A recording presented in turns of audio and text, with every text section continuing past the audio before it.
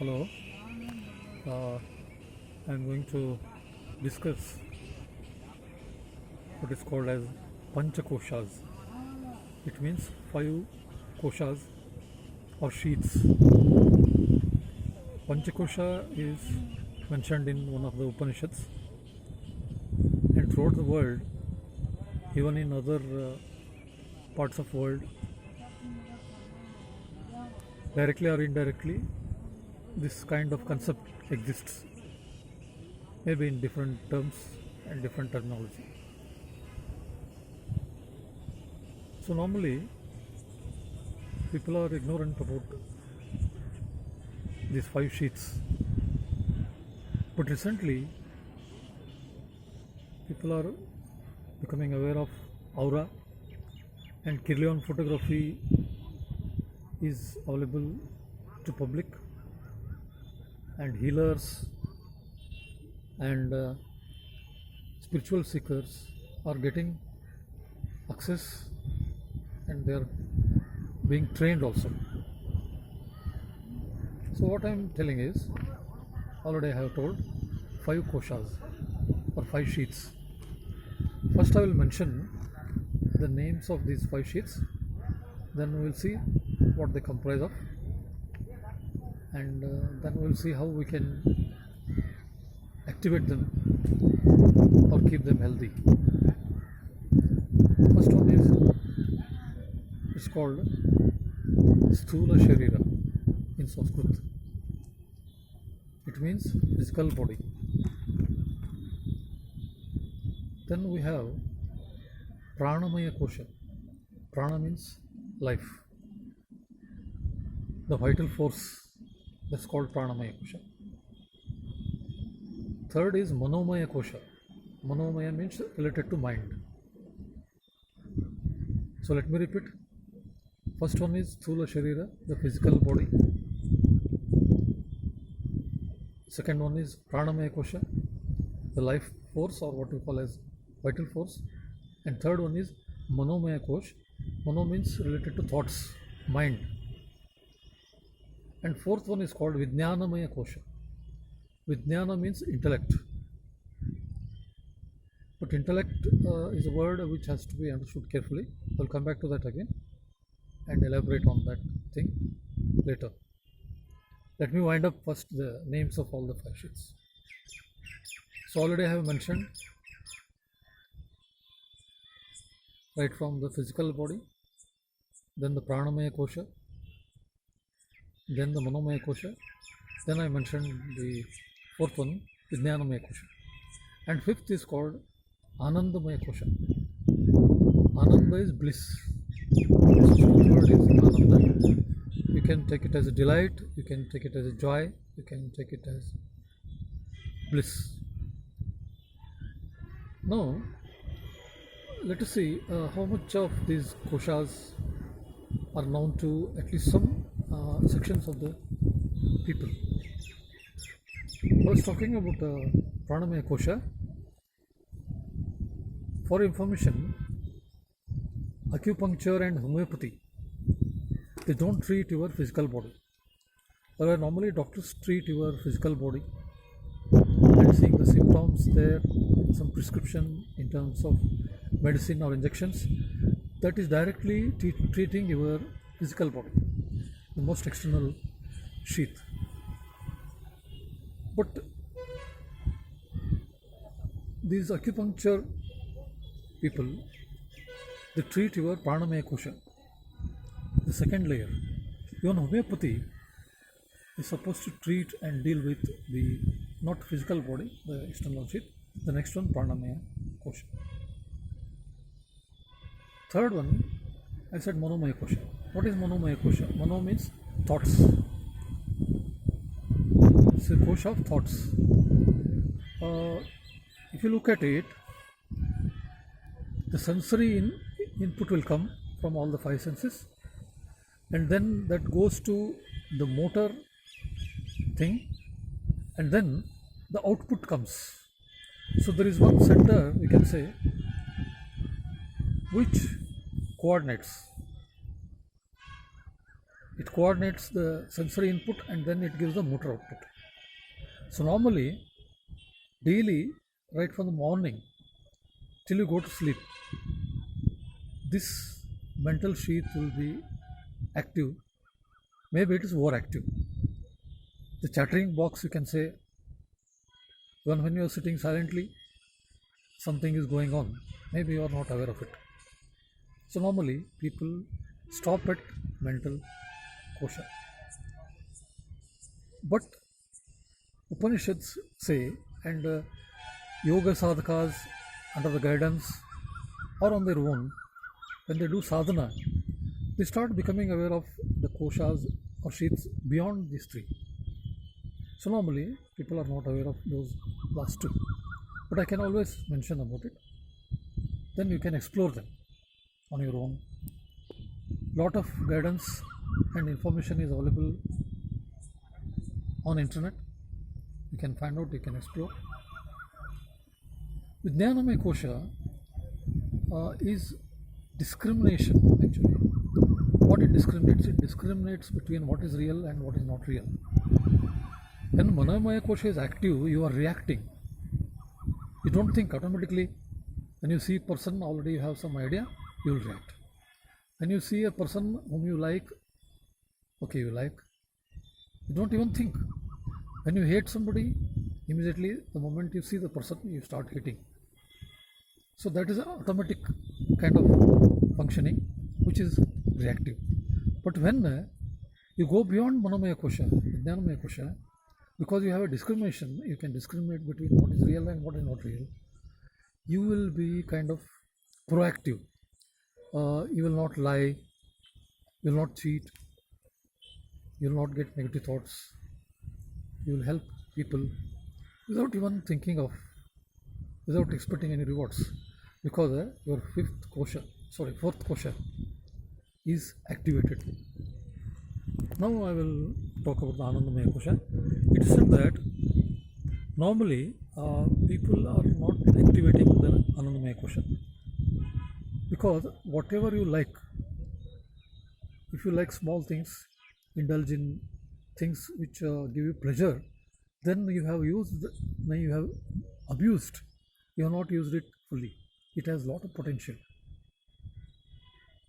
But sadhakas, they can activate. It is said that saints, sages, even the common man, with knowledge or intuitively, maybe his Anandamaya kosha is on.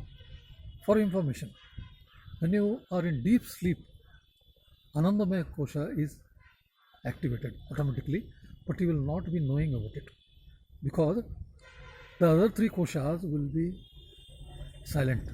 They will be resolving into Anandamaya kosha. One more scientific thing we can explain. If you see a person who is in coma, do you know what is happening? Prana kosha has to be on, because if prana kosha is not acting, means what? You are dead. Right from the first breath till the last breath, prana kosha will be always active. No single second it is inactive. But Manomaya kosha, right from morning till you go to sleep, even in dreams it is active. But when in deep sleep, it is taking rest.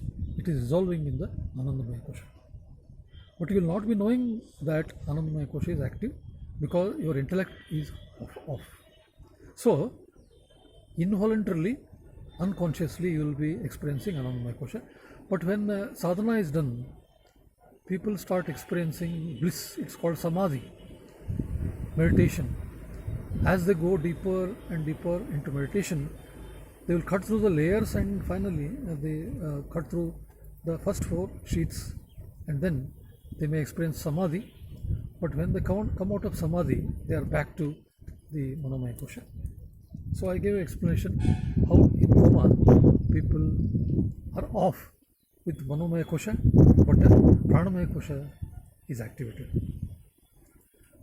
But one most important point which has to be discussed now, after having mentioned the 5 sheets, Vedas declare, Upanishads say that these 5 sheets are layers of existence.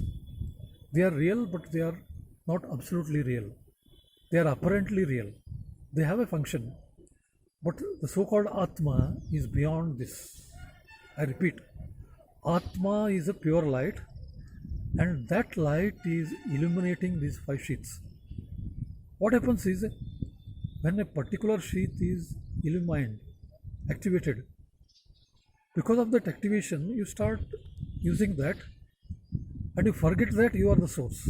I repeat, the source is pure light and it is activating, it is illumining the sheaths. But because you are not aware that you are the source, you get caught up in the illuminated things which are not really illuminated directly, they are illuminated indirectly. I will give one simple example. If there is electricity, bulb is on, but bulb is glowing, but bulb cannot glow without electricity. So electricity is there, always on, but bulb is on, it can be off. So how one can optimally make these functions, or how one can put these sheets in the best shape?